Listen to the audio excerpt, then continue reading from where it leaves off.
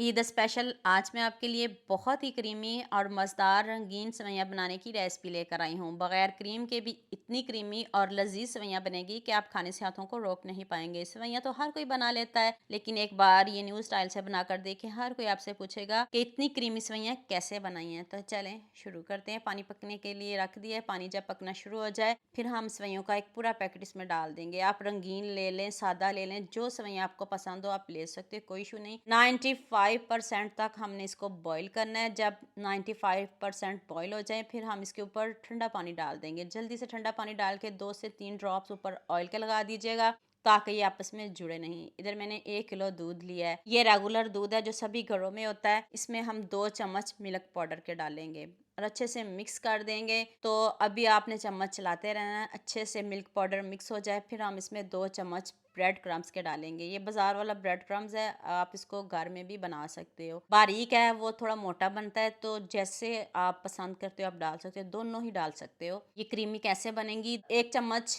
Custard powder डालना है, ज़्यादा नहीं डालिएगा, 1 चम्मच। इससे आपकी सेवइयाँ क्रीमी बनेंगी। जब दूध पकना शुरू हो जाए फिर हम इसमें कस्टर्ड पाउडर डाल देंगे। अब 5 से 7 मिनट बहुत अच्छे से पकाना है। अब हम इसको पकाएंगे। अब इसमें इलायची पाउडर डाल दें, इलायची डाल दें। इधर हम चीनी डालेंगे। चीनी आप अपने हिसाब से कम या ज़्यादा रख सकते हो, लेकिन मैंने कम ही डाल लिया है। मैंने इसमें बहुत कम चीनी का इस्तेमाल किया है। आप जितनी पसंद करते हो आप डाल लीजिएगा, क्योंकि हमने इसमें मिल्क पाउडर भी डाला है तो इसको क्रीमी भी बनाया है, इसलिए चीनी कम ही रखिएगा। तो अब हम इसमें सेवइयाँ डाल देंगे। सेवइयाँ डाल के तो अब इसको बहुत अच्छे से पकाना है, तो साथ में चम्मच चलाते रहना है। यहाँ मैं आपको याद दिला दूँ, अगर आपको मेरी रेसिपीज़ पसंद आ रही हैं तो जल्दी से मेरे फेसबुक पेज को भी फॉलो कर लो और साथ में मुझे यूट्यूब पे भी सब्सक्राइब कर दो। एक तरफ से प्यार होता है, मोहब्बत होती है, खुशी होती है कि आपको मेरी रेसिपीज़ पसंद आ रही हैं। चीनी थोड़ी सी कम थी, 1 चम्मच मैंने इसमें और शामिल किया है। देख लें कितने अच्छे से पक गई हैं हमारी सेवइयाँ। जब बबल्स आना शुरू हो जाएं तो